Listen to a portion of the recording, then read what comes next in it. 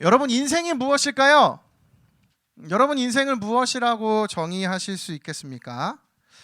여러 정의들이 있겠지만 저는 오늘 인생을 혼란의 연속이라고 정의를 내리고 싶습니다.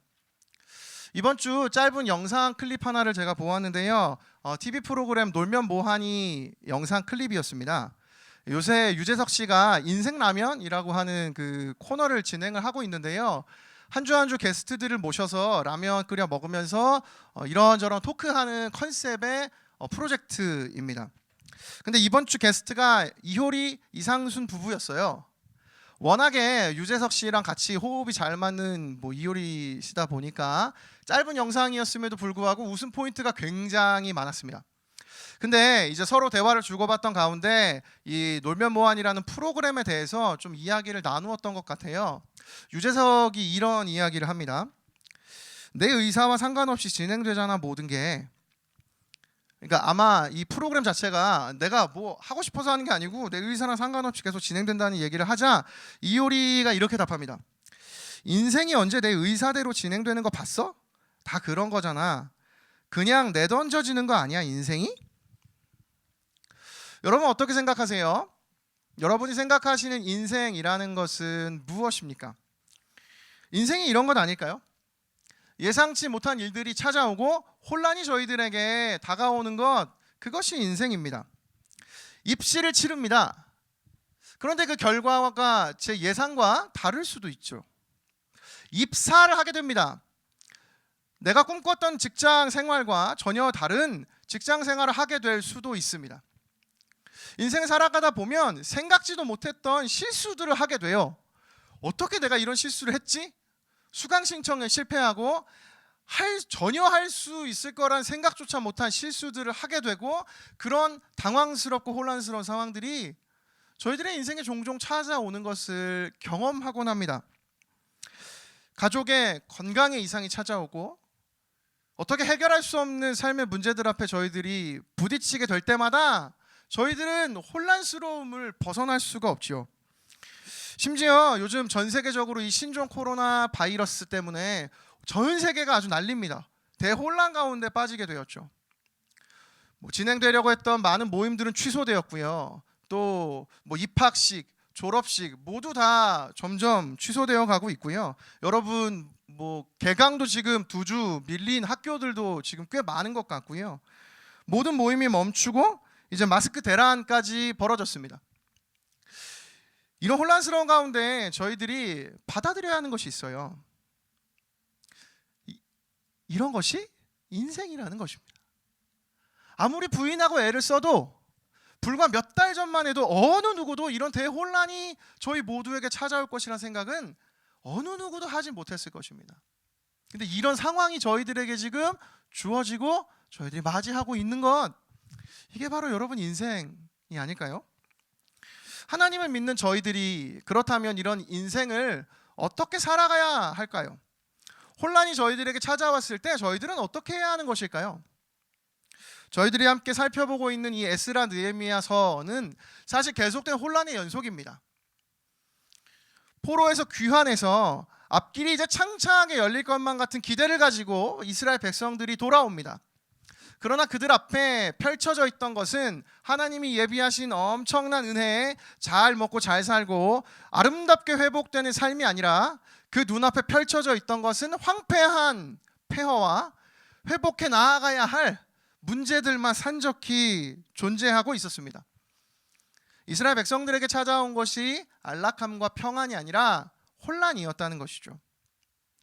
오늘 본문에 등장하는 산발락과 도비아라고 하는 이 대적들, 이들이 이루어가는 것이 그런 혼란함이었습니다. 이들은 본문을 저희들이 읽은 것처럼 이스라엘 백성들에게 분노하고 그들을 비웃고 성벽을 짓지 못하도록 조롱하고 심지어 너희들이 짓는 성벽에 여우가 올라가도 그거 무너지겠다. 니네 지금 뭐 하고 있니? 이렇게 이스라엘 백성들을 막 희롱하고 조롱하는 이야기가 오늘 본문 초반부에 저희들에게 들려집니다. 혼란을 마주할 때 저와 여러분도 이런 감정들을 느끼게 되지 않습니까? 분노가 찾아오고 누군가가 저희들의 인생을 비웃고 심지어 본문에 보면 너희들 성벽 지어서 뭐 하니? 너네 제사 지내려고 하니? 하하하. 제사를 지내려고 한다는 그 비웃음은요, 그들의 신앙을 비웃는 것입니다. 이스라엘 백성들 믿고 있는 하나님을 조롱하는 것이에요.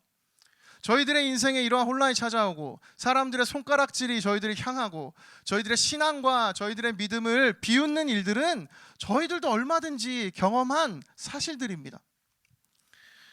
근데 이런 상황 가운데에도 성경 결론적으로 이 모든 일, 특별히 이 느헤미야를 통해서 이스라엘 백성들 거주하고 있는 예루살렘의 성벽이 재건되는가? 재건된다라고 이야기하죠. 느헤미야 6장 15절 이렇게 되어 있습니다. 성벽 공사는 52일 만인 엘루럴 25일에 끝났다. 여러분, 이 성벽 공사가 오랜 시간 동안 멈춰 있었는데요, 느헤미야가 도착해서 52일 만에, 그러니까 2달도 채 되지 않은 시간 속에 다 이루어 버립니다. 여러분, 이 짧은 한 구절이 저희들에게 좀 희망과 소망이 되지 않으세요? 수많은 혼란 속에, 수많은 어려움 속에 이스라엘 백성들이 헤매고 부딪히고 어려웠는데 결론적으로는 성경이 선포하고 있는 그 끝은 무엇인가? 성벽이 재건됐다는 것입니다. 52일 만에 완성이 됐다고요. 여러분, 우리의 삶에 지금 여러분과 제가 지어가고 있는 저희들의 인생의 성벽이 있습니다. 여러분, 이것이 과연 완성될 수 있을까요? 여러분, 완성될 수 있습니다. 성경은 저희들에게 이 소망을 들려주고 있는 것 아닙니까? 여러분 삶을 통해 하나님께서 지금도 계속해서 뜻을 이루어가고 계십니다. 여러분의 삶에 하나님 지금 끊임없이 일하고 계십니다. 하나님 지금 여러분의 삶을 통해서 무엇을 이루어가고 계신 것일까요? 여러분이 방학 기간 동안 여러분이 살아간 삶 속에서 주님 어떻게 일하고 계실까요? 이것을 또 다른 표현으로 한다면 저희들의 소명이라고 할 수 있을 것 같습니다. 다시 질문합니다. 여러분, 그럼 여러분 인생에 하나님 이루어가고 계신 그 소명은 무엇인가요? 여러분, 그게 무엇인지 발견하고 계십니까? 소심 청년, 그러니까 소명을 마음에 품은 청년, 소심 청년, 소명을 만나다라는 책이 있습니다. 이 책에서 도연명 씨가 소명에 대해서 이렇게 설명을 했어요. 작년 저희 대학부 연합수련회 때 오셔서 강의해 주셨던 그분이십니다. 그 책에 이런 구절이 있습니다. 소명은 하나님이 부르신 나의 모습이기에 발견하기 위해 찾아 나서는 것이 아니라 나의 전체 삶을 통해서 점점 더 깊이 이해되는 것이다. 그러기에 한번 발견하면 끝나는 것이 아니라 하나님과의 관계를 통해서 계속해서 이해의 정도가 깊어지는 것이다. 따라서 소명은 발견되는 것이 아니라 점점 더 깊이 이해되는 것이다. 여러분, 이게 이해되세요? 여러분 지금 삶에 여러분이 어떤 인생 소명을 딱 발견해서 지금부터 그 소명을 향해 달려가는 것이 여러분, 그게 진짜 소명이 아니라는 겁니다. 바꿔 말하면 이미 여러분과 저의 삶에 소명이 이루어지고 있습니다. 그걸 여러분이 살아가면서 이해하시는 거예요.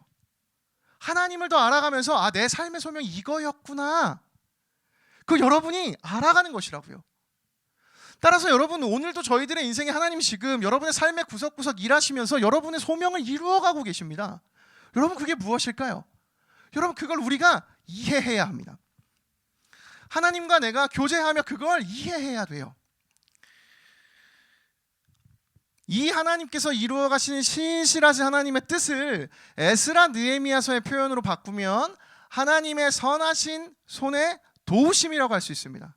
주님의 선한 손의 도우심이 계속해서 이스라엘 백성들 가운데 끊임없이 이어지고 있죠.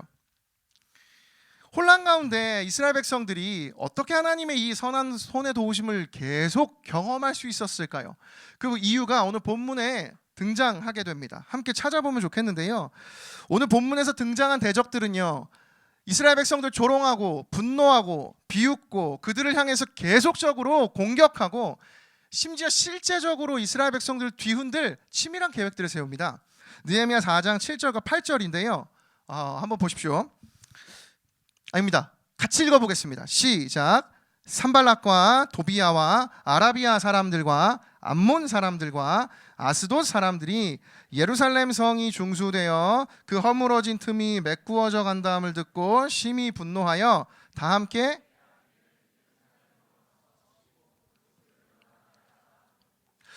여기 그곳을 요란하게 하자. 여기 요란하다. 이 요란이라는 단어가 뭐 손해, 재난, 근데 혼란이라는 단어로도 쓰여요. 그러니까 지금 이 산발락과 도비아 다른 대적들이 이스라엘 백성들을 혼란스럽게 하기 위한 계획들을 세우고 있는 것입니다. 근데 이 상황 가운데 본문에서 아주 심플하게, 여러분 기독교 신앙은요 절대 복잡하지 않습니다. 하나님이 저희들에게 오늘 들려주고 싶으신 메시지는 아주 명확해요. 오늘 이 상황 가운데 느헤미야가 보여준 아주 신앙인으로서 저희들이 보고 따라가야 할 좋은 모델의 모습 보여줍니다. 그것이 4장 9절인데요. 우리 9절 말씀도 한번 같이 읽어보겠습니다. 시작.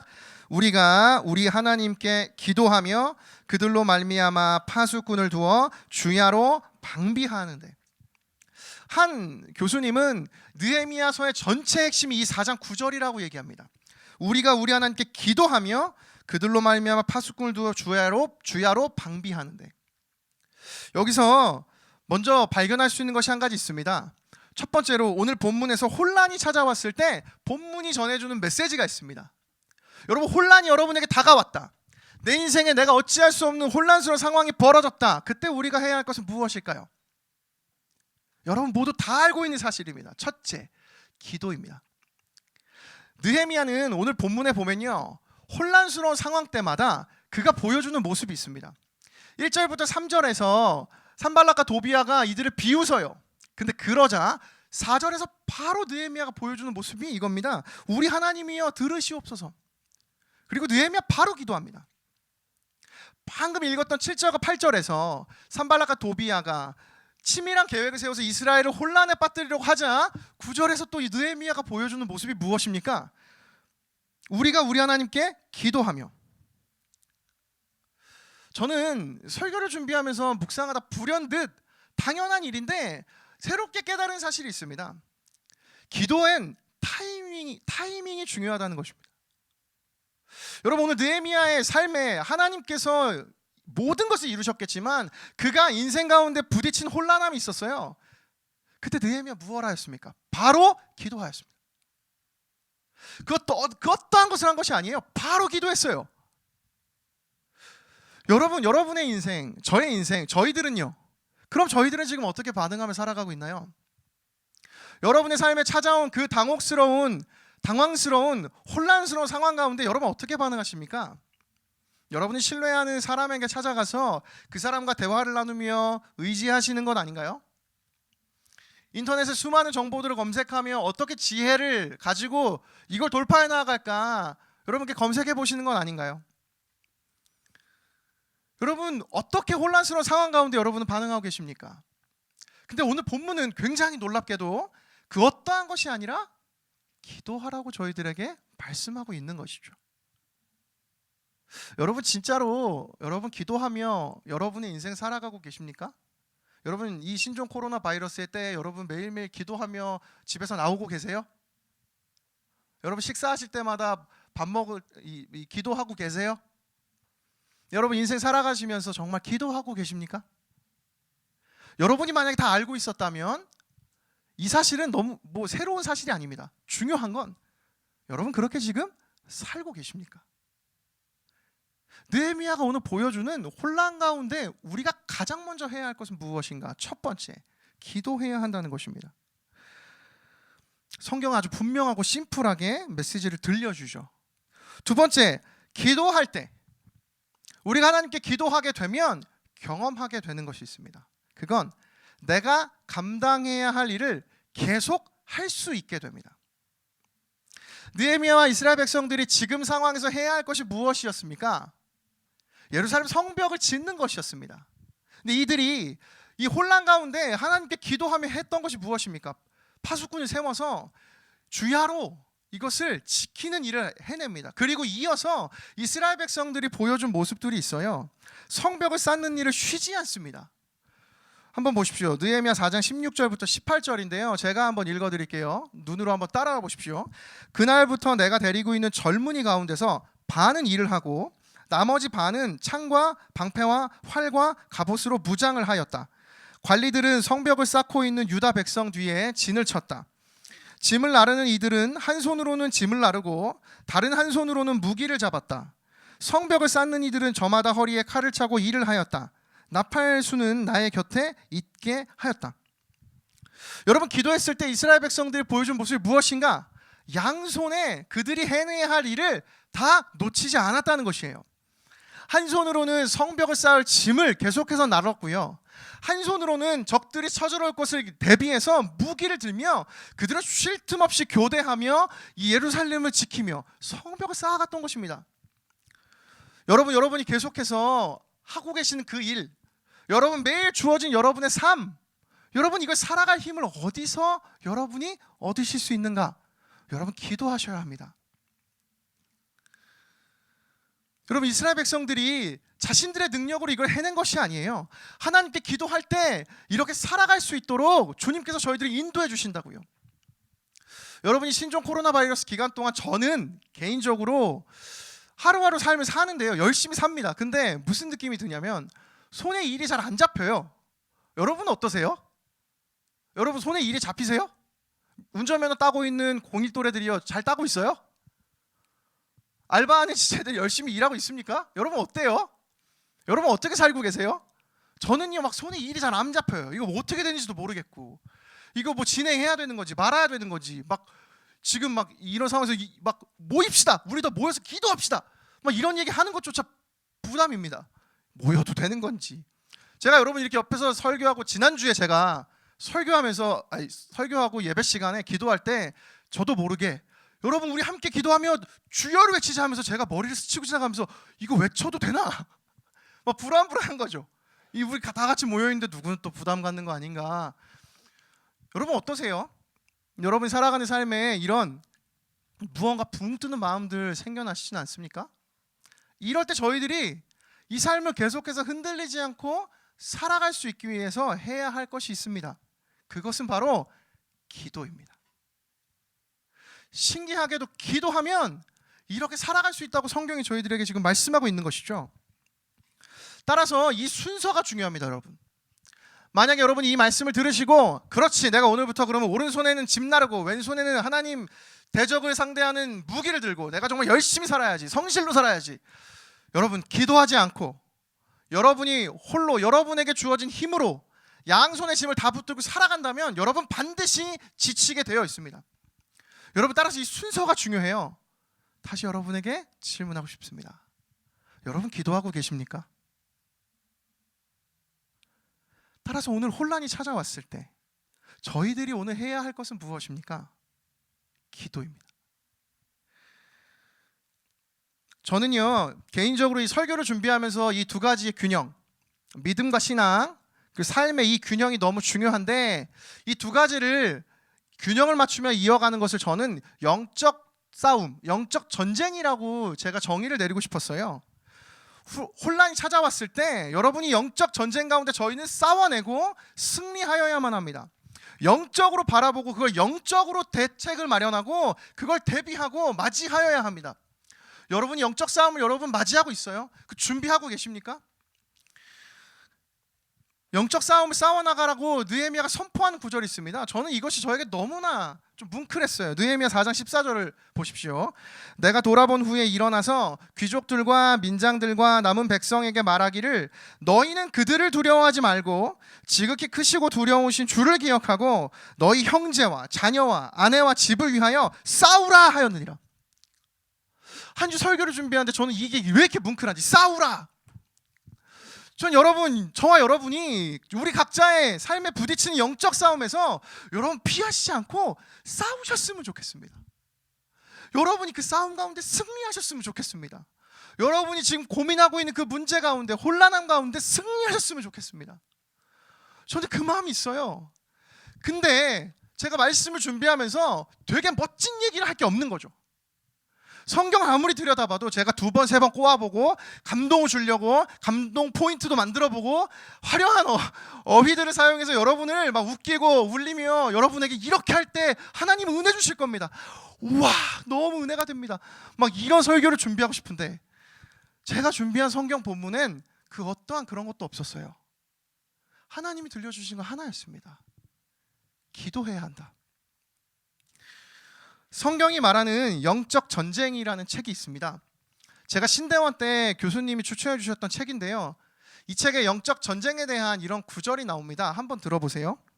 모든 외적인 매력과 당장 가지는 매력은 마귀와의 능력 대결에 있다. 좀 어렵죠? 번역이 어렵습니다. 흥분, 드라마, 전면적인 대결의 약속, 완전한 초자연적인 변화, 능력 대결은 이 모든 것을 가지고 있다. 그러니까 쉽게 말하면 무슨 얘기냐면 영적 싸움이라는 것이 굉장히 외적으로 보여지는 거 있잖아요. 기도했는데 막 귀신이 떠나가고, 막 기도했는데 막 치유가 되고, 이런 일들이 벌어지면 그게 되게 멋진 영적 전쟁 같다고 느낄 수 있다는 겁니다. 여러분 그렇지 않나요? 만약 제가 여러분 기도해 주는데 여러분 막 취업되고, 막 여러분 막 학교 막 갑자기 막 등급 상승하고, 그럼 막 매력적이죠. 근데 성경이 말하는 영적인 전쟁은 이런 게 아니라는 것입니다. 뒤에 들어보세요. 대조적으로 악을 진리로 대적하는 것은 메마르고 연약하고 우둔하고 낡아빠지고 영적이지 않은 것처럼 보인대요. 다시요. 대조적으로 악을 진리로 대적하는 것은, 그건 어떻게 보이냐면 메마르고 연약하고 우둔하고 낡아빠지고 영적이지 않은 것처럼 보인다고요. 저는 오늘 설교하면 사실 두렵습니다. 어떤 두려움인지 알아요? 여러분 중에 오늘 제가 전하는 메시지를 아는 사람, 모르는 사람이 한 명도 없기 때문이죠. 아니 혼란이 찾아올 때 기도하는 걸 왜 몰라? 다 알죠? 이건 마치 메마르고 연약하고 우둔하고 낡아빠지고 영적이지 않은 것처럼 보입니다. 제가 마치 본문을 가볍게 묵상해서 전하는 것처럼 보입니다. 그런데 놀라운 것은 항상 복음의 심장부 안에 있습니다. 시골 갈릴리 사람의 탄생, 그러니까 예수의 탄생, 삶, 죽음, 부활과 같이 오늘날의 영적 전쟁도 마찬가지다. 즉 강함은 연약함으로, 세상적 지혜는 진리로, 풍요함은 가난함으로 전복된다. 따라서 결론적으로 악의 세력은 믿음과 순종이라는 작고 약한 언어들과 행위들로 인해 넘어지게 된다. 다시요. 악의 세력은 믿음과 순종이라는 작고 약한 언어들과 행위들로 인해 넘어지게 된대요. 여러분 혹시 신앙생활 하시면서 대단한 걸 생각하고 계신 것 아닙니까? 내가 기도해서 놀라운 기적, 하나님이 이루어 가실 그 하나님의 역사, 여러분 그 대단한 걸 혹시 생각하신다면 여러분 그게 진짜 영적 전쟁이 아닐 수 있습니다. 진짜 영적 전쟁은 무엇인가? 가장 보잘것없어 보이는, 가장 의미 없어 보이는, 무력해 보이는 기도라는 것입니다. 여러분이 무력해 보이는 기도를 하게 될 때, 하나님 앞에 나아가 엎드려 주님을 구하며 하나님 붙들 때, 그때 하나님의 능력을 저희들이 경험할 수 있게 된다는 것입니다. 여러분 믿으십니까? 여러분 믿으십니까? 진정한 영적 전쟁은 지는 것 같은 방식으로 이루어가는 것이에요. 여러분 거기에 여러분 도전하실 마음이 있습니까? 여러분 인생 살아가면서 그렇게 살아갈 자신이 있으십니까? 여러분 그게 신앙이고 믿음입니다. 내가 지는 것 같고 준비되지 않는 것 같고, 내가 이 지금 상황에 나와 예배하는 게 나는 그냥 습관적으로 나온 것 같지만, 여러분 이것이야말로 이 상황, 이 혼란을 돌파해 나아가는 하나님의 방법이라는 것입니다. 여러분이 믿음이 있으십니까? 여러분이 믿음이 있어야 돼요.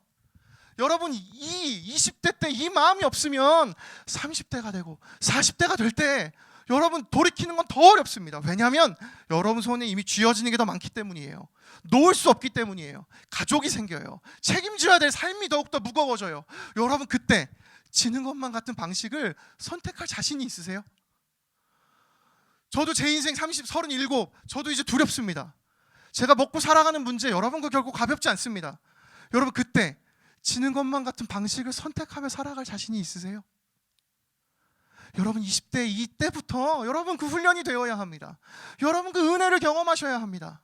그래야 진정한 하나님의 은혜를 경험할 수 있기 때문입니다. 돌아보면 저희뿐만이 아니라요, 예수님도 이렇게 사셨어요.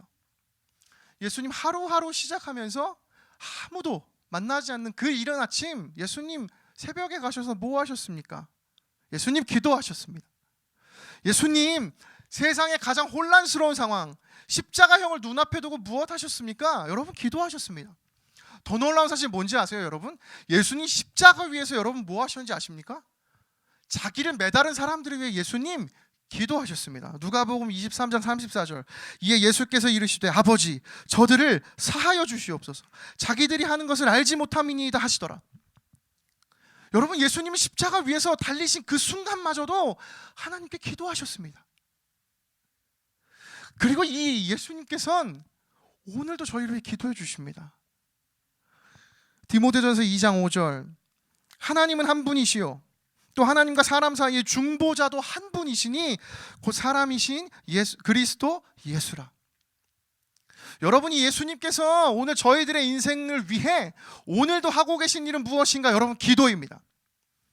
여러분, 그럼 저와 여러분이 이 예수님의 기도에 반응하며 응답해야 하는 모습은 무엇입니까? 여러분, 혼란이 찾아올 때, 이 신종 코로나 바이러스가 전 세계를 지배하고 있는 이와 같은 때에 여러분의 인생 가운데 찾아온 혼란스러운 멈춤과 주저함 속에 우리가 해야 할 것이 있다면 그것이 무엇일까요? 지는 것만 같고 이것이 아무것도 능력이 없는 것만 같은 무력해 보이지만 그 기도함으로 저희들의 인생에 하나님의 능력을 경험할 수 있다는 것입니다. 저는 오늘 여러분과 제가 이 은혜를 경험하면 좋겠습니다. 여러분, 이 기도함에 여러분의 마음을 던져보시지 않겠습니까? 말씀이 선포하고 있는데 52일 만에 성벽이 지어졌는데 기도하며 파수꾼을 세워 주야로 방비하며 하나님의 소명이 이루어졌는데 여러분, 이 소명이 여러분의 소명이 되고 싶지 않으십니까? 여러분, 우리의 영적인 도전으로 나아가야 합니다. 따라서 오늘 이 시간 저희들이 해야 할 것은 무엇인가? 하나님 앞에 기도하며 나아가는 것입니다. 지난주 신종 코로나 바이러스로 수련회 취소되고 제 마음 가운데 가장 먼저 떠오른 사람들이 있었어요. 그건 저희 수련회를 준비했던 TF팀 팀원들이었습니다. 또 같이 준비했던 리더십들이었어요. 어떻게도 위로할 수가 없었어요. 제가 어떻게 그 한 명 한 명의 마음을 위로합니까? 그래서 지난주에 같이 모여서 여러분 예배 끝나고 소그룹 마치고 다 이 자리에 모였습니다. 그래서 같이 저희들 그냥 기도하고 집에 갔습니다. 그때 해야 할 것이 무엇일까? 제 머릿속엔 기도하는 것 외에는 방법이 없었습니다. 여러분은 여러분이 살아가신 삶에 여러분 오늘 혹시 기도해야 하실 때 아닙니까? 지는 것만 같지만 그것이 하나님의 영적 전쟁에서 승리하는 방식입니다. 여러분의 믿음이 오늘 저와 여러분에게 흔들리지 않고 견고하게 세워지는 은혜가 있기를 예수님의 이름으로 축복합니다. 예수님의 이름으로 축복합니다. 그래서 저희들 다음 주 비록 저희들이 수련회를 가지 못했지만 여기저기서 여러분의 이야기를 들으며 수련회 기간 동안 그 무엇보다 좀 뜨겁게 기도하고 싶었는데 근데 정말 하나님 앞에 나아가서 좀 내 마음 고백하고 싶었는데 그런 자리가 없어졌다고 아쉬워한 지체들이 있었습니다. 다음 주에는 저희가 이 시간에 함께 모여서 그 어떤 것보다 함께 기도하고 싶습니다. 그래서 같이 뜨겁게 기도할 수 있도록 저희들이 특별 집회를 준비하고 있습니다. 에스라 느헤미야서의 순간순간마다 하나님의 백성으로 정체성의 회복이 이루어질 때 그때마다 백성들이 무엇 하였는가? 주님 앞에 나아가 기도하였습니다. 저는 이번 이 에스라 느헤미야서를 살펴보는 이번 겨울 기간 동안 저희들의 삶에 이 무력한 기도를 통하여서 무력해 보이는 기도를 통하여서 하나님의 능력을 경험하는 은혜를 저희 모두가 경험하게 되기를 예수님의 이름으로 축복합니다. 아멘. 그래서 여러분 오늘 소그룹에 가셔가지고요, 오늘 말씀을 통해서 여러분 주시는 은혜도 나누시고 여러분 각자의 인생에 반드시 기도해야 할 기도의 제목들 여러분 스스로 준비해 보십시오.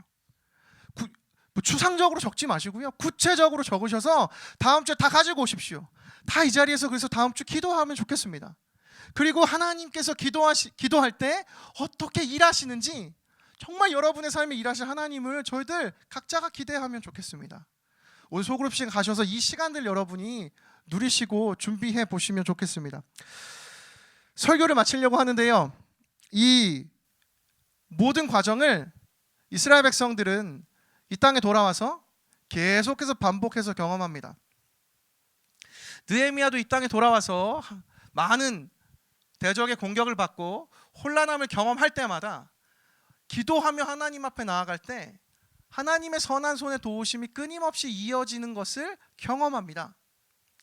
그때 느헤미야가 하나님께 그래서 이렇게 고백할 수 있습니다.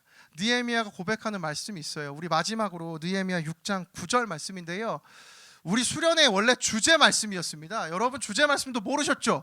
오늘 이제 마지막으로 이걸 읽으시면서 주제 말씀을 여러분이 처음이자 아마 마지막으로 읽을 것 같은데 한번 읽어보겠습니다. 시작. 이는 그들이 다 우리를 두렵게 하고자 하여 말하기를 그들의 손이 피곤하여 역사를 중지하고 이루지 못하리라 함이라. 이제 내 손을 힘있게 하옵소서 하였노라. 아멘. 여러분, 느헤미야가 하나님 앞에 이렇게 고백할 수 있던 이유가 무엇일까요? 이제 내 손을 힘있게 하옵소서. 이제 내 손을 힘있게 하옵소서. 여러분, 느헤미야는 하나님이 나를 붙들고 계신 걸 알았기 때문에 느헤미야의 인생 가운데 하나님께 이렇게 기도할 수 있는 것입니다. 주님, 하나님이 저를 붙들고 계시니 이제 내 손을 힘있게 하여 주시옵소서. 하나님, 제가 붙들어야 하는 짐이 있다면 붙들게 하시고 제가 들어야 하는 무기가 있다면 들게 하여 주시옵소서. 저는 이 은혜가 저와 여러분, 대학이분 모두에게 하나님께서 부어지기를 축복합니다. 그래서 오늘 이 시간 기도하며 하나님, 이제 저의 손을 힘있게 하여 주시옵소서. 이 은혜를 누리는 오늘 이 시간이 되기를 예수님의 이름으로 축복합니다.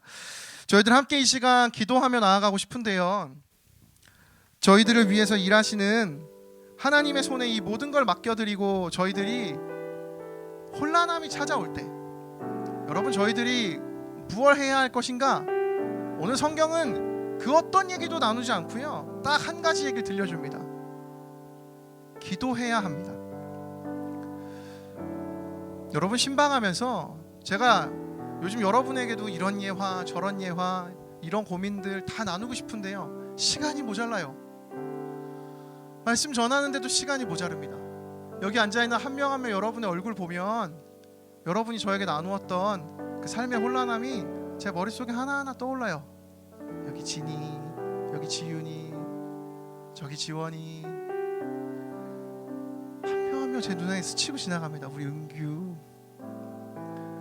여러분, 혼란이 찾아올 때 우리 많은 걸 할 수 있습니다. 근데 저희들이 하지 않는 딱 한 가지가 있다면 결코 기도하지 않습니다. 사탄은 그거 한 가지 우리에게 못하게 하는 것 같습니다. 우리 이 시간에 함께 찬양하며, 주님, 제 마음에 하나님 마음을 부어주셔서 하나님을 향한 갈망이 회복되어서 제가 정말 하나님 앞에 나의 마음 쏟으며 기도하며 나아가고 싶습니다. 우리 이 마음 가지고 함께 이 시간 더 원합니다. 이 찬양 부르며 우리 함께 찬양하며 나아가면 좋겠습니다. 함께 찬양하겠습니다. 예수 사랑합니다.